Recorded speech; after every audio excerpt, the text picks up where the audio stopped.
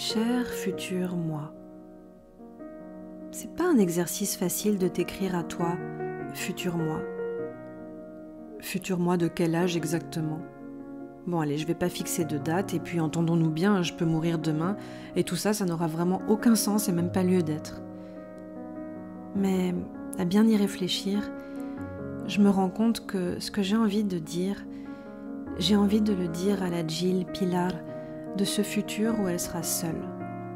Quand toutes les personnes chères à son cœur et plus âgées qu'elle ne seront plus là physiquement. Alors, cher futur moi. Par où commencer? Combien de temps s'est écoulé entre le moment où j'écris ces lignes et le moment où tu entends cela? J'ai des questions légères, des questions plus angoissées, des questions aussi auxquelles j'ai sûrement déjà des réponses. Par exemple, je suppose que tu adores toujours autant tes petits cafés à longueur de journée, que tu as encore plus de tatouages, que tu as les cheveux d'une couleur improbable, peut-être de nouveaux piercings et des changements de look à n'en plus finir tout au long de l'année. Tu dois encore avoir peur des frelons, des chats et des chevaux et trouver que c'est complètement con. Est-ce que tu t'es mise à boire ou à manger des trucs que je déteste aujourd'hui ? Je t'en supplie, me dis pas que t'adores l'andouillette et le Coca-Cola. Si c'est le cas, tu t'es vraiment pas bonifiée avec le temps, ma vieille. J'imagine que tu sais toujours pas t'endormir avant le milieu de la nuit et que t'es crevée de fonctionner comme ça.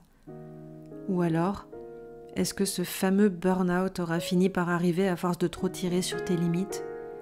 Si oui, j'espère que ça t'aura servi de leçon. Parce que tu vois, au moment où je t'écris ça, je sais bien que mon corps est fragile, a besoin de repos, de répit et de récupération, et pourtant je suis incorrigible. Je t'écris, il est 2h15 du matin et je travaille demain, enfin, tout à l'heure.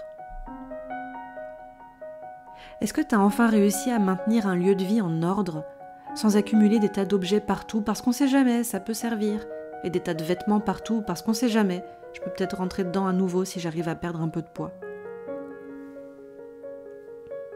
D'ailleurs, en parlant de poids, tes crises d'hyperphagie ont-elles disparu ?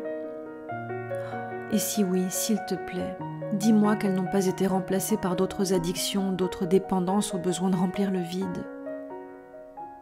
Je suis bavarde, hein ? Tiens, ça a changé dans le futur ou pas ? Et en parlant de parler, est-ce que tu as enfin réussi à devenir bilingue pour pouvoir discuter durant des heures et des heures avec ta famille chilienne ? Où est-ce que tu habites ? Toujours dans votre havre de paix construit avec Marcel ? Si oui, comment est-ce que tu occupes cette si grande maison, sans lui, sans bruit, sans l'effervescence des ballets incessants des accompagnants, des kinés, des médecins, des techniciens, et des accompagnants, et des kinés, et des médecins, et des techniciens. Peut-être que ça a été trop dur cette période, et que tu as préféré partir loin. Est-ce que tu vis au Chili dans une maisonnette colorée dans les hauteurs de Valparaiso, avec vue sur l'océan Pacifique ? Avec un van aménagé garé devant, pour partir sillonner les routes de temps en temps et nous rapporter de belles images. Oh, s'il te plaît, dis-moi que tu continues de filmer tout le temps et que tu continues de créer encore et encore. Parce qu'au moment où j'écris ces lignes, je sais que c'est vraiment ce qui te fait vibrer.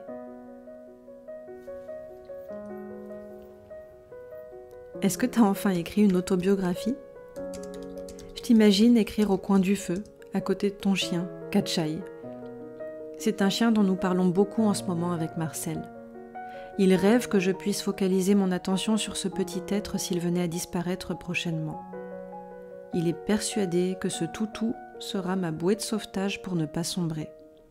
Alors c'est con, mais j'arrive pas à me décider à l'adopter.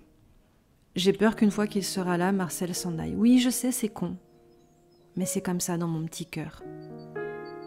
Et dis-moi, le départ de Marcel, ça s'est passé comment ? Tu vois, j'aurais dû commencer par là. Comment vas-tu en ce moment, en entendant tout ça ? Comment ça se passe cette solitude, ce vide, ce silence ? Est-ce que tu as réussi à maintenir tes efforts pour faire vivre ta petite entreprise de tarologue et professeur de tarot ? Est-ce que tu es toujours tarologue ? Je dis ça parce qu'au moment où je t'écris, je suis dans une grosse phase de remise en question sur la façon dont je travaille. mais je remets pas en question ma passion pour le tarot. Alors, c'est devenu quoi tout ça? T'as fini par la faire, cette plateforme de formation au tarot de Marseille par petites capsules vidéo? Et ce livret sur les règles picturales, tu t'y es mise? Et les groupes de relaxation, t'as repris? T'as moins peur des gens et du groupe? Tiens, d'ailleurs, est-ce que t'es moins peureuse, anxieuse, soucieuse, tourmentée, stressée, névrosée? Est-ce que t'as enfin réussi à devenir aussi sereine et philosophe que Marcel? Je te le souhaite, la vie a l'air tellement plus douce comme ça. Enfin, je suppose, parce que là, tout de suite dans ma vie, j'ai bien du mal à fonctionner comme ça. Est-ce que ton arthrose au genou et ta double hernie discale te font moins souffrir? Est-ce que t'as repris le piano? Je culpabilise tellement aujourd'hui de regarder chaque jour ce piano prendre la poussière dans le salon alors que Marcel m'a offert un accordage complet il y a environ 2 ans déjà. Oh, dis-moi que t'as fini par oser te rasseoir devant le clavier et surtout persévérer. Es-tu amoureuse d'un homme? D'une femme? Ou bien es-tu célibataire, comme c'est ce que je projette énormément au moment où j'écris ces lignes? Dis-moi, tu continues de cuisiner de bons petits plats, ne serait-ce que pour faire honneur à mes parents, à Marcel? Non, parce que là, tout de suite, je conçois absolument pas de cuisiner un jour pour moi toute seule. J'aime tellement les partages culinaires. Est-ce que tu arrives à bricoler toute seule, sans te dire « Oh, j'appellerai papa pour un conseil » ou alors il viendra peut-être prochainement installer cette étagère?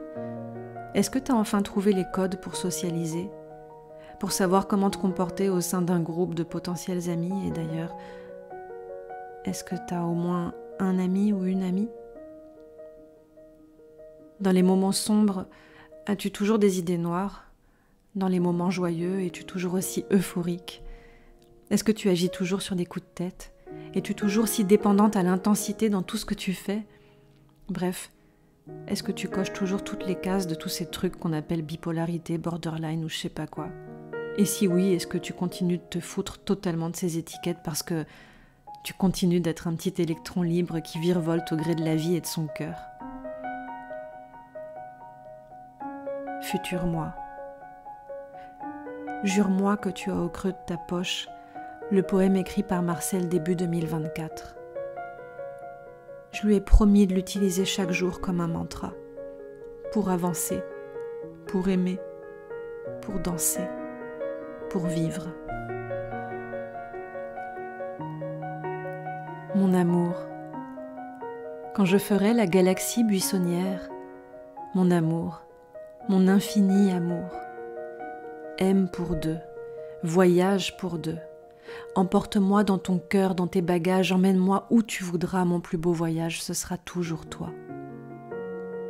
Aime pour deux, ris pour deux, sois lumière pour deux, sous les cieux étoilés de notre amour, pour l'éternité.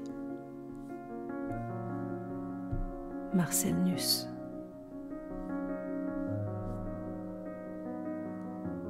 Si t'es encore là, cher futur moi, avec tous tes hauts et tes bas, je veux juste te serrer dans mes bras et te dire bravo.